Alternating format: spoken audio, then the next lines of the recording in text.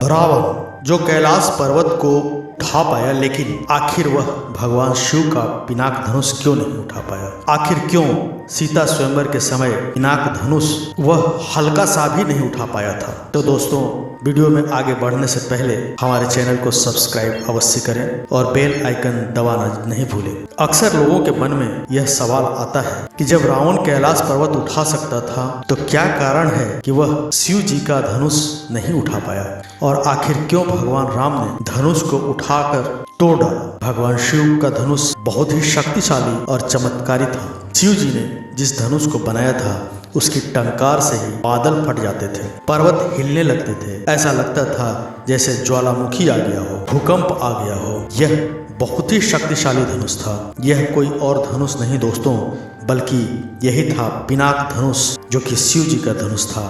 कहते हैं यह पिनाक धनुष को स्वयं भगवान शिव ने राजा जनक के पूर्वजों को दिया था और उन्हीं के धरोहर स्वरूप राजा जनक के पास यह सुरक्षित था। उनके सिवाय इसे और कोई उठाने की क्षमता नहीं रखता था। लेकिन आखिर भगवान राम ने इसे उठाकर उस पर प्रत्यंचा चढ़ाई और इसे झटके में तोड़ डाला।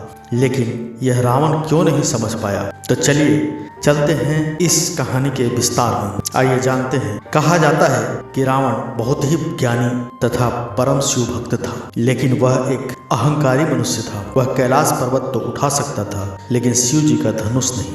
इसको तो वह हिला भी नहीं सकता था। सीता स्वयंवर के दौरान जो भी अहंकार और शक्तिशाली व्यक्ति घमंड कर धनुष के पास जाता और उसे उठाने की कोशिश करता तो वह धनुष और ज्यादा भारी हो जाता था। रावण के साथ भी ऐसा ही हुआ। उसके अंदर यह अहंकार अभिमान था कि वह सीता को तो जीत ही सकता है और सीता स्वयंवर के समय इस धनुष को उठाने की चेष्टा की, लेकिन अहंकार में जिस कारणवश बिल्कुल भी नहीं उठा पाया था। वही अगर बात की जाए भगवान राम की, तो आप जानते हैं कि स्वयं भगवान शिव का धनुष है। इसीलिए सबसे पहले उन्होंने धनुष को प्रणाम किया और फिर उन्होंने धनुष की परिक्रमा की और उन्हें संपूर्ण सम्मान दिया।